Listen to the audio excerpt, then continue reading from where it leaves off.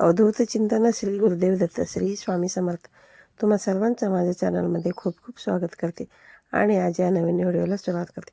उद्या आहे बघा बुधवार आणि बुधवारच्या दिवशी उद्या आहे सर्वपित्री अमावस्या. या अमावस्याला आदर्श अमावस्या असंही म्हटलं जातं. प्रत्येक महिन्यामध्ये बघा अमावस्या तिथी येतच असते. प्रत्येक अमावस्याचे वेगळे असे महत्त्व देखील आहे.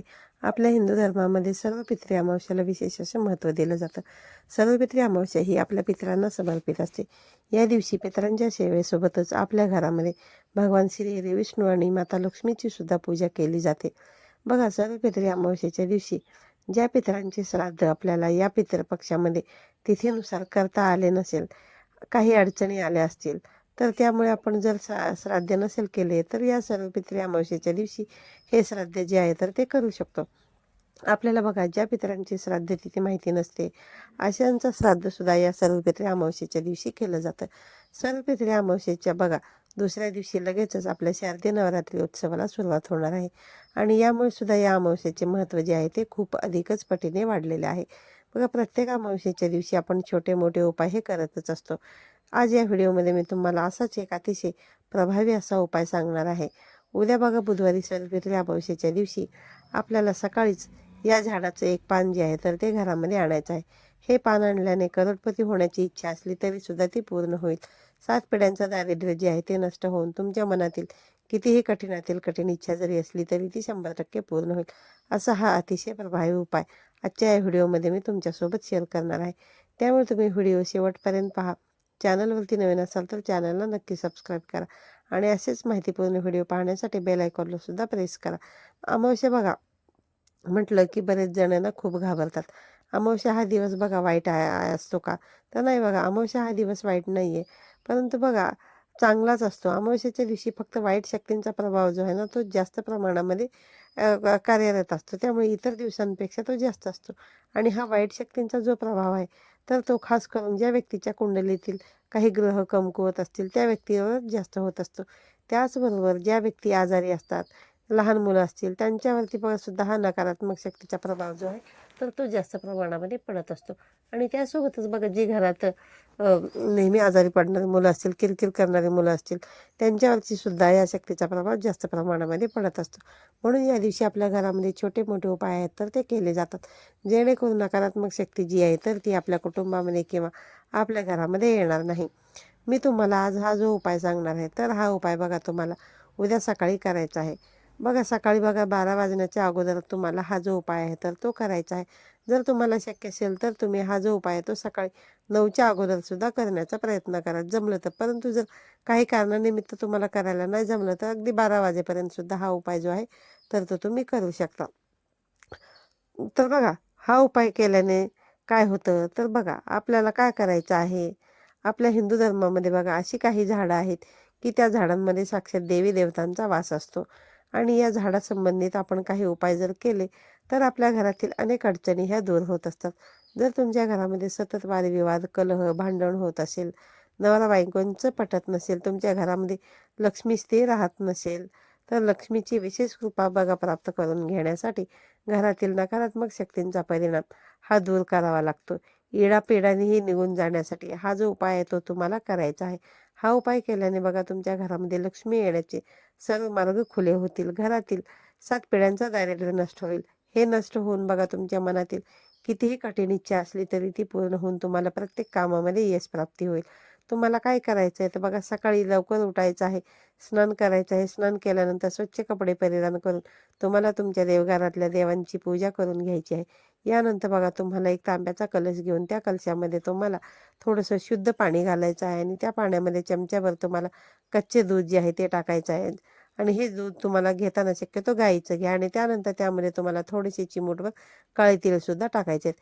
त्यासोबतच बघा तुम्हाला 2 उदबत्तीसुद्धा घ्यायच्यात आणि हे सगळं घेऊन तुम्हाला ज्या ठिकाणी रुईचं झाड असेल त्या झाडाजवळ जायचं आहे.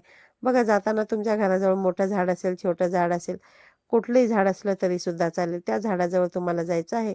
आणि बघा, अगदी जर खूप मोठं झाड नसेल तर अगदी छोटं नवीन रोपटं जरी उगवलेलं असेल तरी सुद्धा चालेल. त्या झाडाजवळ गेल्यानंतर तुम्हाला तिथे ज्या अगरबत्ती नेलेल्या होत्या त्या प्रज्वलित करायच्या आहेत आणि त्या झाडाजवळ तुम्हाला लावायच्या आहेत आणि जे जेल आपण घेऊन गेलो होतो सोबत ते तुम्हाला रुईच्या झाडाला अर्पण करायचे. त्यानंतर दोन्ही हात जोडून आपल्याला रुईला मनोभावे प्रार्थना करायची आहे. रुईच्या बघा मुळांमध्ये साक्षात गणेशाची प्रतिमा तयार होत असते.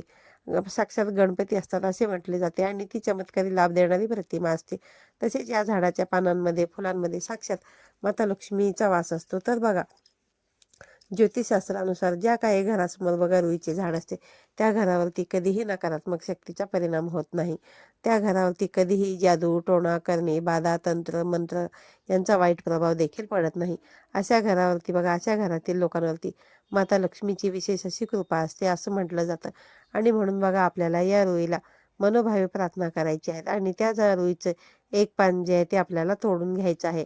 आणि बघा, हे पान तोडून आणल्यानंतर तुम्हाला ते स्वच्छ धुवून पुसून घ्यायचं आहे. आणि पुसून झाल्यानंतर हे तुम्हाला थोडंसं बारीक म्हणजे मिक्सरमध्ये वाटू शकता किंवा तुमच्याकडे जर छोटासा खलबत्ता असेल तर त्या खलबत्त्यामध्ये सुद्धा तुम्ही वाटू शकता.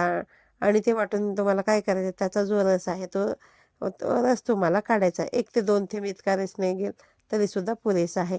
आणि यानंतर बघा, तुम्हाला काय करायचं आहे तर बघा, एक तुम्हाला मातीचा दिवा घ्यायचा आहे आणि या मातीचा दिवा म्हणजेच पणती घ्यायची आहे. आणि या दिव्यामध्ये तुम्हाला 2 फुलवाती लावायचे आहेत. 2 फुलवाती लावताना तुम्हाला बघा, ज्या साईडला आपण ही प्रज्वलित करतो त्या साईडला तुम्हाला 2 फुलवाती एकत्र करून तुम्हाला 2 फुलवाती मिळून 1 फुलवात तयार करायची आहे. आणि बघा, एकामध्ये एक करून तुम्हाला ती जी फुलवात आहे ना ती एकत्र करून बनवायची आहे. आणि यानंतर ही फुलवात तुम्हाला त्या मातीच्या पणतीमध्ये लावायची आहे. आणि या पणतीमध्ये बघा, तुम्हाला शुद्ध गाईचं तूप घालायचं आहे. आणि बघा, गाईचं तूप जर तुमच्याकडे नसेल, म्हशीचं असलं तरी सुद्धा चालेल, कुठलंही तूप तुम्ही घालू शकता. फक्त त्याच्यामध्ये तुम्हाला चिमूटभर हळद जी आहे त्या पणतीमध्ये टाकायची आहे. म्हणजे काय होईल का, तर त्या तुपाचं पावित्र्य जे आहे ते राखलं जाईल. त्यानंतर बघा, रुईच्या पानांचा जो आपण रस काढला होता त्यातले 2 ते 3 रस रस तुम्हाला त्या तुपामध्ये म्हणजेच त्या पणतीमध्ये टाकायचे आहेत. आणि त्यामध्ये तुम्हाला ही जी फुलवात आहे ती फुलवात घालून तुम्हाला ती प्रज्वलित करायची आहे. आता बघा, ही फुलवात जेव्हा तुम्ही प्रज्वलित करणार आहात त्यावेळी तुम्हाला काय करायचं आहे, एक प्लेट घेऊ शकता आणि त्या प्लेटमध्ये तुम्हाला तांदळाचं किंवा फुलाचं आसन द्यायचं आहे. आणि त्याच्यावरती तुम्हाला हा जो दिवा आहे तो प्रज्वलित करून ठेवायचा आहे. आता बघा, हा दिवा आपल्याला कुठे लावायचा आहे हे मी तुम्हाला सांगते. आपल्या घरामध्येच बघा देवघर आहे, तर त्या देवघरामध्येच हा दिवा आपल्याला प्रज्वलित करायचा आहे. आणि हा दिवा लावल्यानंतर बघा, जितका वेळ चालेल तितका वेळ तुम्हाला तो चालू द्यायचा आहे. आणि संध्याकाळी तुम्हाला 6 वाजल्यानंतर त्यामध्ये बघा, जी काही वात आहे शिल्लक राहिली असेल किंवा थोडंसं तूप वगैरे शिल्लक राहिलं असेल त्यामध्ये, तर मग तुम्हाला काय करायचं आहे, त्याच्यामध्ये 5 कापराच्या वड्या आणि 2 अखंड फूल असलेल्या लवंगा घ्यायच्या आहेत. हे बघा, सगळं आपल्या घरामध्ये असतं आणि हे सगळं घेऊन तुम्हाला प्रज्वलित करायचं आहे. आणि याचा जो काही धूर होईल तो धूर तुम्हाला तुमच्या संपूर्ण घरामध्ये फिरवायचा आहे. आणि मुख्य दरवाजावरती सुद्धा काही वेळासाठी ही जे मातीचं भांडं म्हणजे पणती आहे ते तुम्हाला थोडा वेळ ठेवून द्यायचं आहे. असं केल्याने बघा, आपल्या घरामधील सर्व नकारात्मकता, येडापेडा नष्ट होते. घरामध्ये अखंड लक्ष्मीचा वास असतो. पैशांच्या सर्व काही अडचणी, समस्या असतील तर त्या हळूहळू दूर होण्यासाठी आपल्याला मदत होते. बघा, आपल्या घरामध्ये जर अलक्ष्मी असेल, येडापेडा असेल, दरिद्री असेल तर आपल्या बघा घरामध्ये कधीही लक्ष्मी प्रवेश करत नाही. आणि म्हणूनच आपल्याला हा जो उपाय आहे तर हा करायचा असतो. कारण बघा, लगेचच दुसऱ्या दिवशी नवरात्रीची सुरुवात होणार आहे. आणि नवरात्रीमध्ये बघा, देवी आई आपल्या सर्वांच्याच घरामध्ये सूक्ष्म स्वरूपामध्ये वास करत असते. आणि जर आपण हा उपाय अमावस्येच्या दिवशी केला तर नक्कीच माता लक्ष्मी जी आहे तर ती आपल्या घरामध्ये वास करेल. हा झाला एक उपाय. आता बघा, पुढचा उपाय मी तुम्हाला सांगते. पितृदोष दूर करण्यासाठी सर्वपित्री अमावस्या हा दिवस अतिशय महत्त्वाचा मानला जातो. घरामध्ये जर पितृदोष असेल तर आपल्याला अनेक समस्यांना सामोरे जावे लागते. प्रत्येक व्हिडिओमध्ये मी तुम्हाला सांगतच असते की पितृदोष आपल्या घरामध्ये असला तर कोणत्या अडचणी येतात. तर बघा, आपल्या घरातील ज्या काही अडचणी असतील तर त्या अडचणी दूर होण्यासाठी आपल्याला उद्या ठीक दुपारी 12 वाजता बघा, आपल्या घरामध्ये दक्षिण दिशेला 2 अगरबत्त्या लावायच्या आहेत किंवा मग धूप दीप जो लावायचा आहे. आणि बघा, दक्षिण दिशा ही बघा पितरांची दिशा मानली जाते. आणि जर या दिशेला आपल्या घरामध्ये आपण अगरबत्ती किंवा धूप दीप जे काही लावले तर नक्कीच आपले जे पित्र आहेत तर ते आपल्यावरती प्रसन्न होतात. सर्व पित्री अमावस्याच्या दिवशी आपले पित्र जे आहेत तर ते पृथ्वीवरून यमलोकांमध्ये जात असतात. आणि बघा, म्हणूनच त्यांचा आशीर्वाद तुम्हाला प्राप्त करून घ्यायचा असेल तर हा अगदी 2 मिनिटाचा अतिशय साधा आणि सोपा उपाय तुम्हाला नक्की करायचा आहे. त्याचबरोबर बघा, उद्याच्या दिवशी जेव्हा तुम्ही आंघोळ करणार आहात त्या दिवशी बघा, तुम्हाला काय करायचं आहे, स्नानाला आणि दानाला अतिशय महत्त्व दिलं जातं. बघा, अनेक जण पवित्र गंगेवरती जाऊन स्नान करत असतात, नदीवरती, आणि पितरांचा आशीर्वाद प्राप्त करून घेत असतात. पण जर आपण पवित्र गंगेवरती जाऊन स्नान करणार आपल्याला शक्य होत नाही तर मग काय करायचं आहे तर बघा, अंघोळीच्या पाण्यामध्ये थोडंसं तुम्हाला चिमूटभर हळद टाकायची आहे, किंवा मग गंगाजल असतं, गंगाजलचे 3 ते 4 थेंब तुम्हाला अंघोळीच्या पाण्यामध्ये टाकायचे आहेत. आणि जर तुम्हाला पवित्र गंगेमध्ये जाऊन, नदीमध्ये जाऊन जर स्नान करणं शक्य असेल तर तुम्ही करू शकता.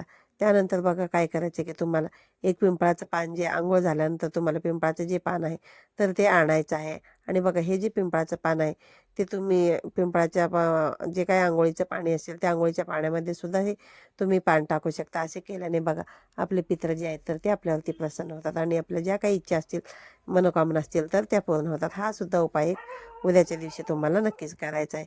कारण बघा, पिंपळाच्या वृक्षामध्ये साक्षात पितरांचा आणि भगवान श्री हरी विष्णूंचा वास असतो. त्यामुळे ज्यावेळेस आपण हे अंघोळीच्या पाण्यामध्ये टाकतो तेव्हा आपल्या जीवनातील अनेक अडचणी ज्या आहेत तर त्या दूर होतात. आजचा व्हिडिओ तुम्हाला आवडला असेल तर व्हिडिओला लाईक करा, जास्तीत जास्त लोकांपर्यंत शेअर करा. पुन्हा भेटूया अशाच एका नवीन आणि माहितीपूर्ण व्हिडिओमध्ये. तोपर्यंत सर्वांना श्री स्वामी समर्थ.